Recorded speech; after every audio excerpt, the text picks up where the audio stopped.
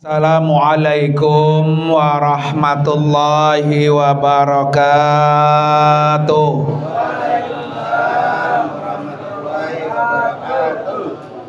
Bismillahirrahmanirrahim.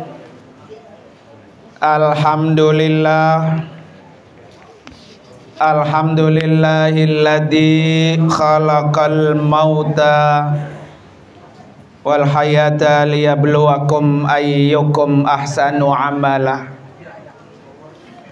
Asyhadu an la ilaha illallah wahdahu la syarikalah wa asyhadu anna sayyidana wa nabiyyana Muhammadan abduhu wa rasuluhu la nabiyya wa la rasula ba'dah.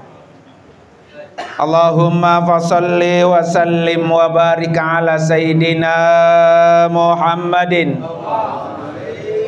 wa ala alihi wa ashabihi ajma'in, amma ba'du. Qala rabbi syrah li sadri wa yassir li amri wahlul 'uqdatam min lisani yafqahu qawli waj'al li waziran min ahli. Subhanaka la ilma lana illa ma 'allamtana innaka antal alimul hakim. Sadaqallahul azim.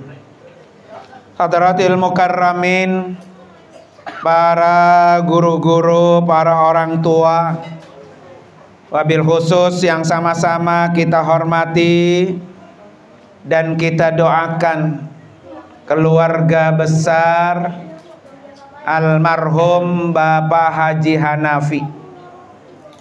Dalam hal ini istri beliau dan putra beliau yaitu Ananda Fikri, dan juga Bapak Haji Markum. Dan kita doakan untuk almarhum khususnya yang dihaulkan malam ini, Allah ampuni dosa-dosanya, Allah terima amal ibadahnya, Allah angkat derajatnya, dan Allah jadikan kuburnya radah min riyadil jannah. Amin ya rabbal. Yang juga sama-sama kita hormati yaitu Ketua DKM Masjid Jami' Al-Hidayah, Bapak Ustadz Haji Syamsul Ma'arif Essos. Yang juga sama-sama kita hormati guru kita yaitu Al-Mukarram Bapak Ustadz Mas'ud Nasir SAG, guru kita Bapak Ustadz Muhyi As-Sudur MPD, dan juga guru kita Bapak Ustadz Nuril Anwar SPDI, guru kita Bapak Ustadz Abdul Muhaimin MPD, dan juga guru kita Ustadz Adam Adnan SPDI, dan juga Bapak Ustadz M. Agus, dan para orang-orang tua yang tidak saya sebutkan namanya, namun tidak mengurangi rasa hormat dan takzim saya kepada beliau-beliau semua. Kita doakan semua orang tua kita, semua guru-guru kita, Allah kasih panjang umur, sehat walafiat, dan terus nanti kita semua mati dalam keadaan husnul khotimah. Amin ya rabbal. Para bapak hadirin sekalian, malam ini adalah memperingati haul almarhum Bapak Haji Hanafi yang kedua. Beliau sudah 2 tahun meninggalkan dunia dan tidak akan kembali lagi. Ya, ada yang kembali lagi, kaget ya. Nah, itu namanya meninggalkan apa? Dunia ditinggalkan. Dan orang-orang yang meninggalkan dunia semuanya nggak balik. Mau di sono seneng, mau di sono susah, pokoknya nggak balik. Seneng apalagi Pak ya? Kita kalau pindah kampung, pindah tempat seneng, udah nggak pengen pulang, pengen balik nggak pengen. Ya seneng aja nggak pengen, susah juga nggak balik. Nah karena itu malam ini kita iringi doa biar almarhum yang di alam kubur terus seneng, bahagia seperti bahagianya almarhum ketika hidup di dunia. Para bapak dan ibu, hadirin dan hadirat sekalian, untuk kita orang beriman harus diyakini Pak, hidup di dunia dan hidup di akhirat itu harus diyakini. Karena ada orang yang menganggap hidup untuk dunia saja, nggak penting akhirat. Pokoknya nggak usah sholat, nggak usah puasa, nggak usah ibadah, mau tetangga mau akur kayak kagak itu mah nggak penting. Ya yang penting gua hidup di dunia apa? Senang. Nah, begitu Pak ya. Tapi untuk kita Pak, orang beriman, orang yang meyakini Al-Quran, doanya apa? Rabbana atina fid dunya hasanah wa fil akhirati hasanah wa qina azab. Tuh 3 tuh Pak. Yang kita kejar adalah bagaimana hidup di dunia ini bahagia. Kemudian yang kedua, hidup kita di akhirat juga bahagia. Dan yang ketiga, di akhirat bebas dari siksa api. Nah, dah sempurna itu Pak. Ya, dunianya senang, akhiratnya senang, di akhirat kagak disiksa. Enak dah tuh Pak. Ya, itu orang beriman. Jadi orang beriman harus meyakini itu, supaya hidupnya dunia hasanah, akhirat hasanah. Salah satu kuncinya adalah sholat Pak. Ya, makanya kata Allah dalam surah Hud ayat 114, wa aqimis sholat, laksanakan, kerjakan sholat. Ya, baik di malam hari, baik di pagi hari. Wa zulafam minal lail, bagian-bagian malam, sholat malam Pak ya. Kenapa? Innal hasanat yudhibnas sayiat. Tuh. Jadi hasanah itu Pak adalah sholat. Jadi kalau kita minta tadi fid dunya hasanah wa fil akhirati hasanah, nah itu terjawab di dalam surah Hud ayat 114. Di mana kata Allah innal hasanat, sesungguhnya hasanah itu yang baik-baik, diantaranya sholat, yudhibnas sayiat, dia itu akan menghapus dosa. Jadi sholat itu menghapus dosa. Syarat orang bisa kina azaban nar Pak ya, syarat orang bisa bebas dari api neraka kalau orang itu apa? Sholat. Itu syarat mutlak tuh Pak. Jadi kan kalau saya tanya bapak-bapak mau nggak disiksa api neraka, nah, jawabannya rata sama tuh, nggak mau. Ya, maka syarat orang supaya terhindar dari siksa api neraka, kuncinya apa? Hasanat tadi tuh, sholat Pak ya, itu kuncinya tuh. Maka kalau ada orang muslim tidak sholat, berarti dia siap-siap masuk mana tuh? Neraka. Kalau ada orang muslim yang kagak apa tuh? Sholat Pak ya. Nah, itulah yang namanya orang mukmin berkeyakinan akan ada kehidupan akhirat. Ya tuh satu kunci supaya hidup kita dunia akhiratnya hasanah, satu sholat. Maka sholatnya dibenerin, dibagusin Pak ya, dirajinin. Apalagi kalau ampe bisa sholatnya berjamaah. Ini udah luar biasa. Kenapa Pak? Sholat berjamaah itu bukan hanya sholatnya aja yang menghapus dosa, tapi jalan dari rumah menuju masjid, satu langkah menghapus satu dosa, satu langkah mengangkat derajat orang itu. Itu keuntungannya tuh. Jadi kan sholat tadi kan udah menghapus dosa, sholatnya Pak ya. Nah ini kalau orang sholatnya berjamaah, maka jalannya aja, langkahnya itu udah menghapus apa?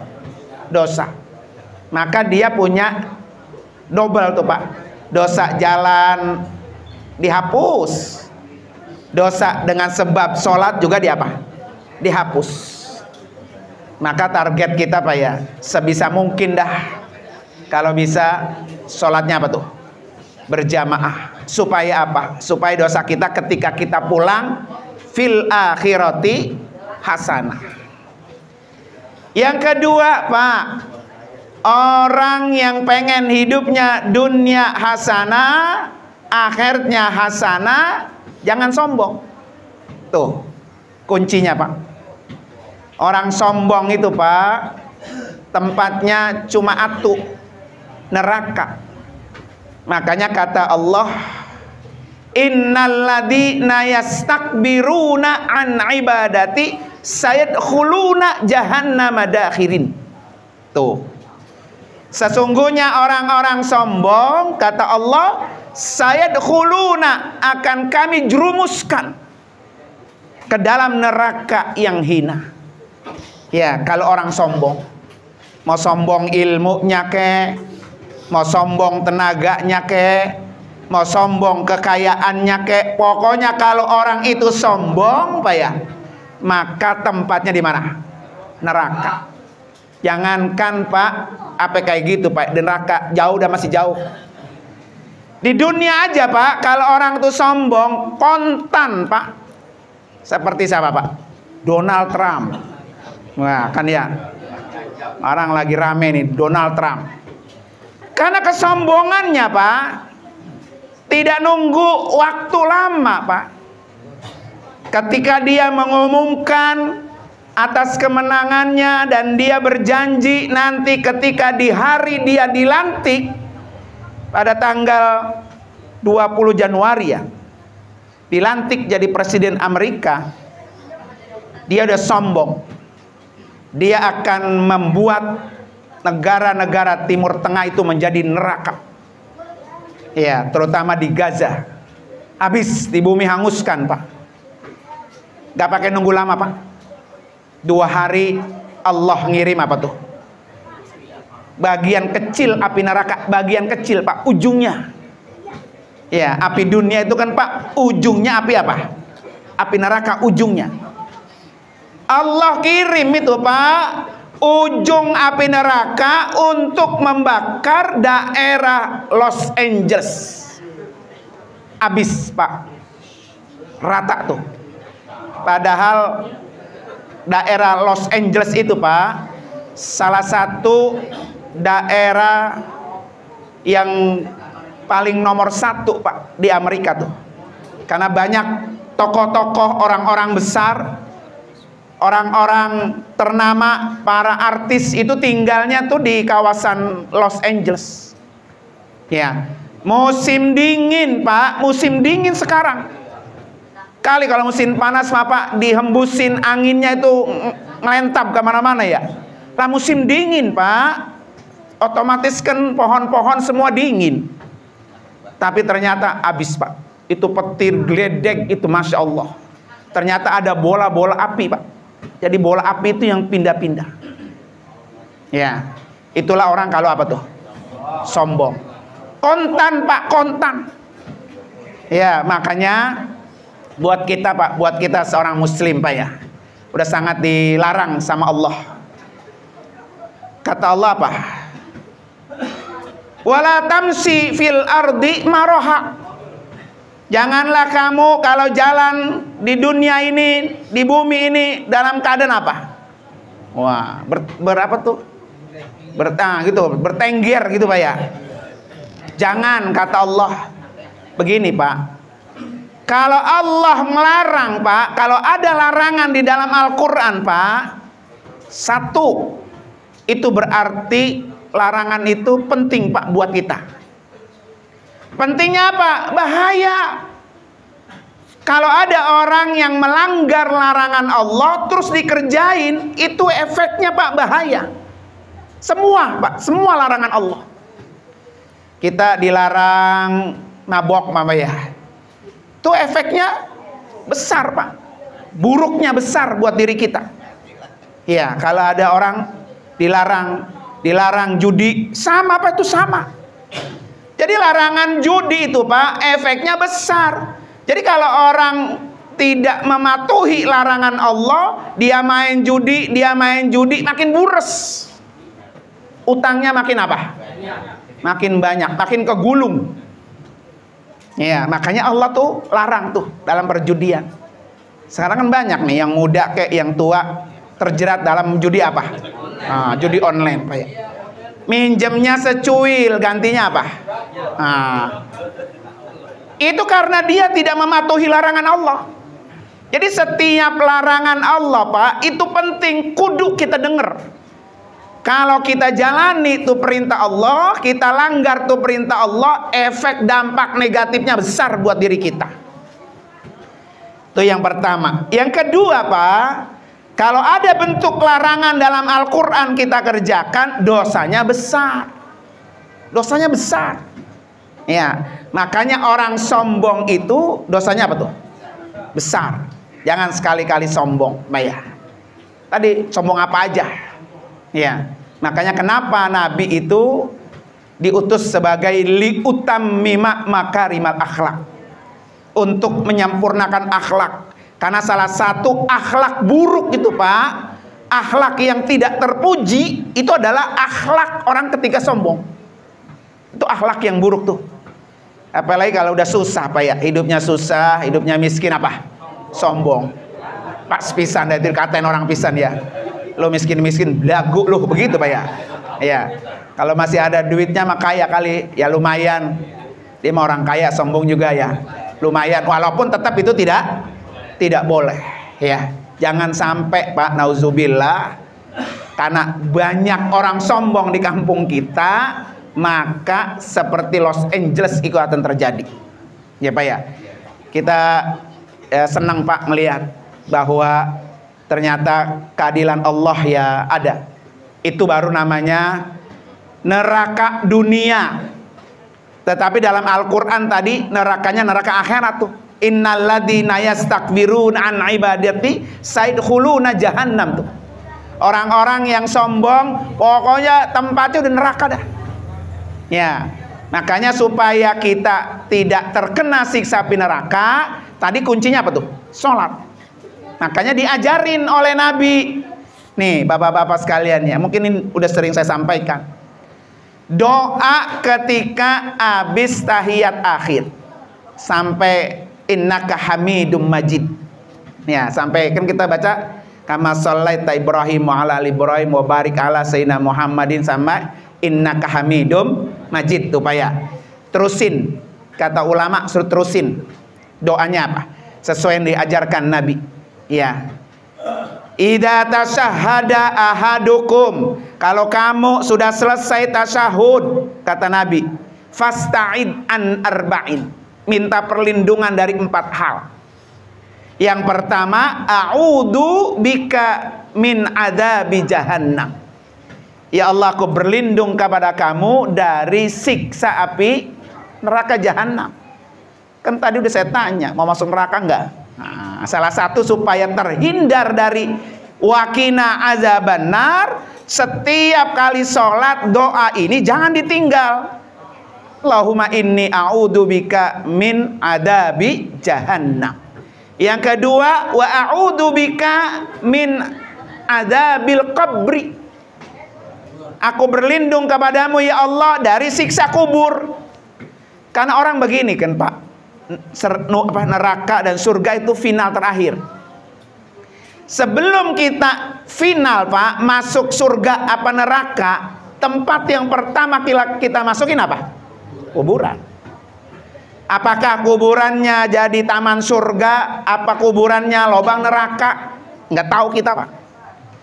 Kayak almarhum nih sekarang, kuburannya apa taman surga, apa lubang neraka? Kalau seandainya kuburan yang nggak enak, malam ini dikirimin doa, Pak, maka itu berubah menjadi taman surga. Ya, makanya orang boleh, Pak, jangan tiap tahun doang nih ya, Ananda Fikri ngiriminnya. Tiap hari, tiap habis sholat, biar kuburan orang tua kita bagian dari taman surga. Mau Fatihah kek, pengen panjangan, Yasin.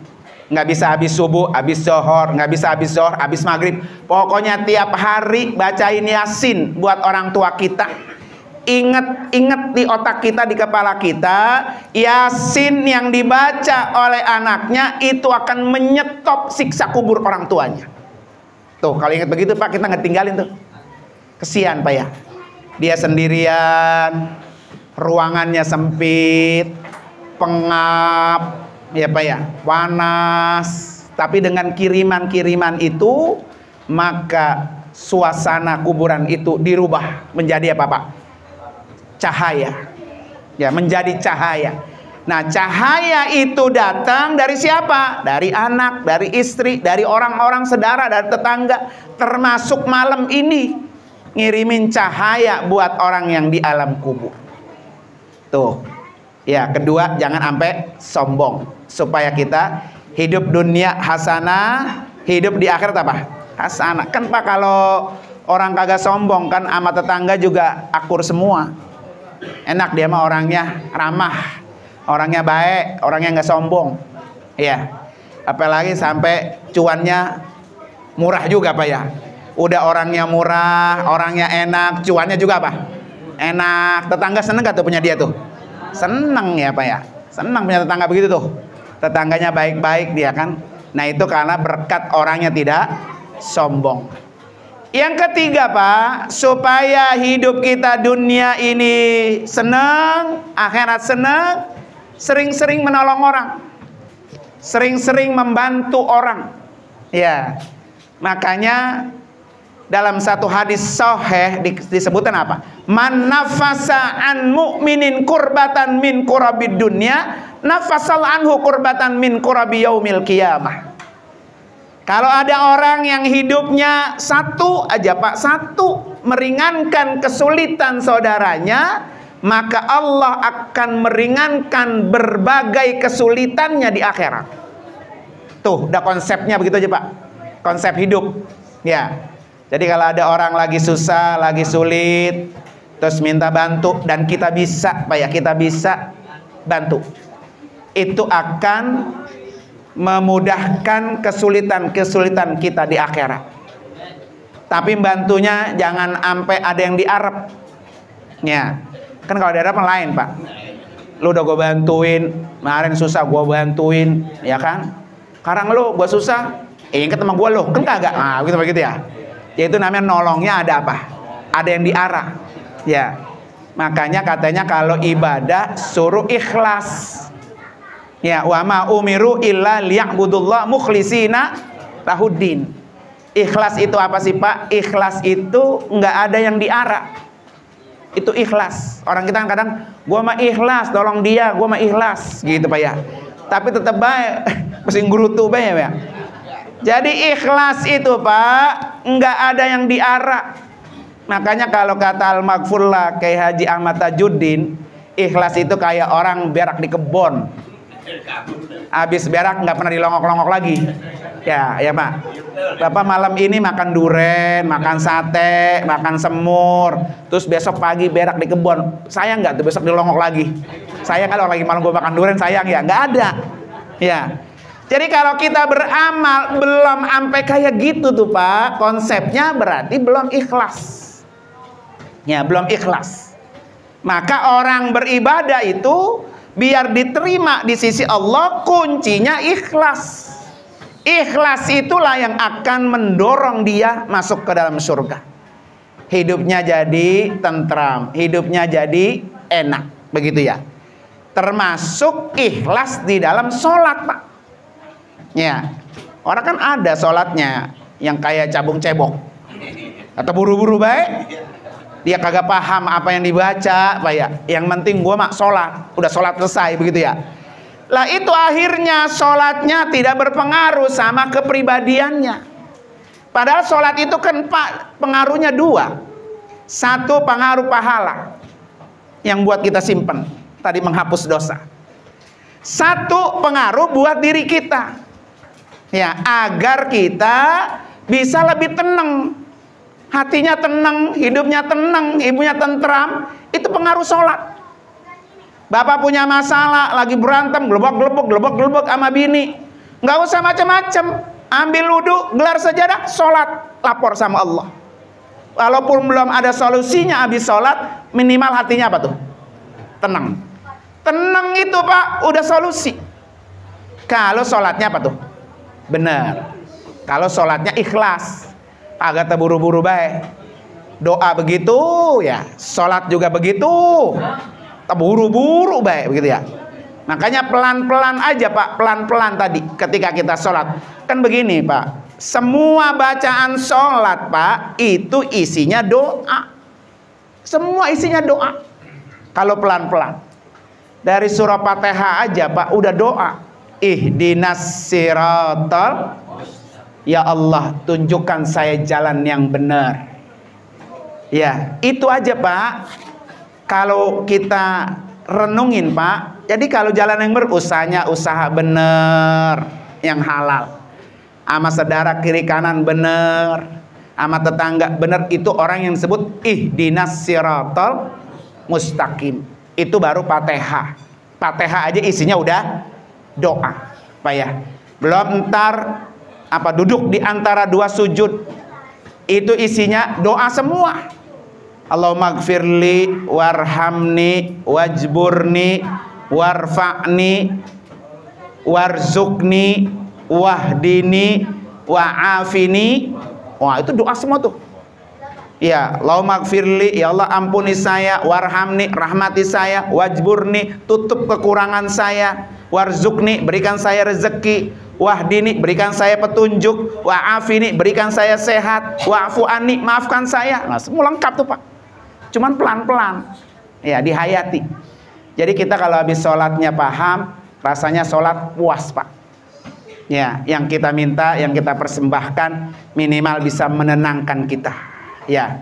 Makanya ada hadis Nabi, kalau habis selesai sholat subuh sama sholat maghrib suruh baca Sayyidul Istighfar.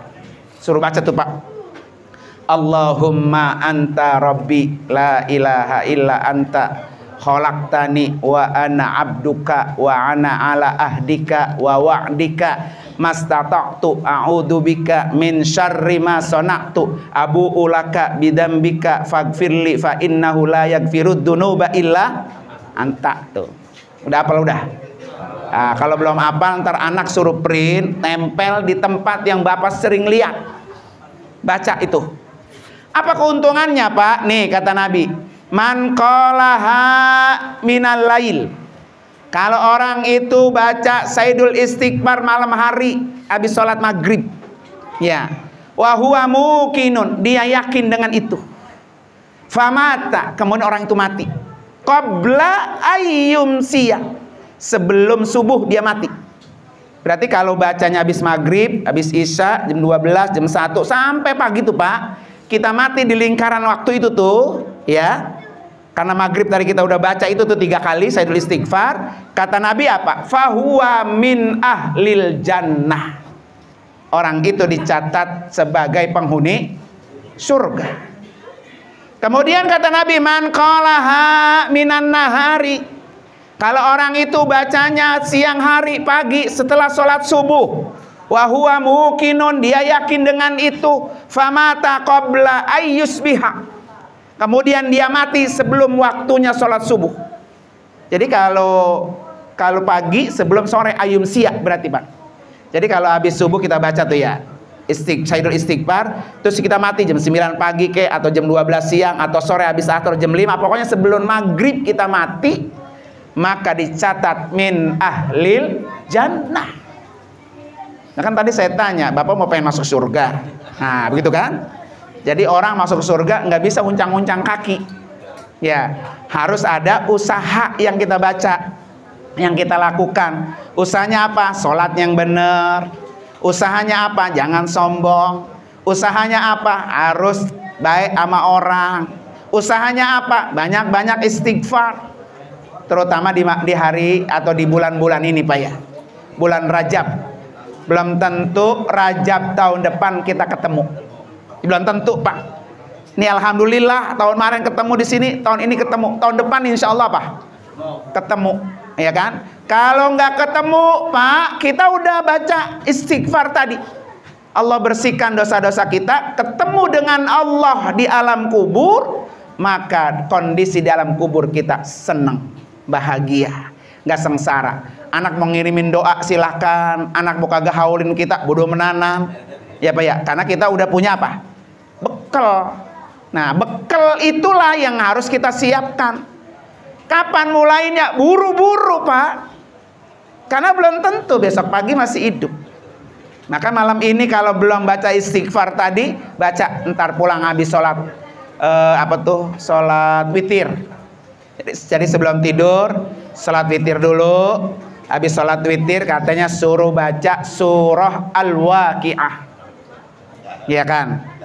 Nah, kalau habis Waqiah suruh baca surah Al-Muluk, karena Al-Muluk itu Pak surah yang akan bisa menyelamatkan seseorang dari siksa kubur. Iya, habis siksa kubur tuh. Kalau pengen siksa kuburnya nggak dapat, amalin surah apa tuh? Al-Muluk. Minimal tiap hari dah. Kalau kagak tiap hari ya seminggu sekali malam Jumat deh ya.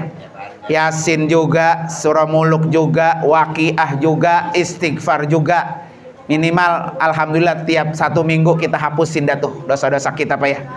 Nah, para bapak hadirin sekalian, mudah-mudahan dengan haul ini kita yang masih hidup masih punya waktu untuk mempersiapkan diri untuk kita kembali masuk ke dalam liang kubur nyusur almarhum Pak ya.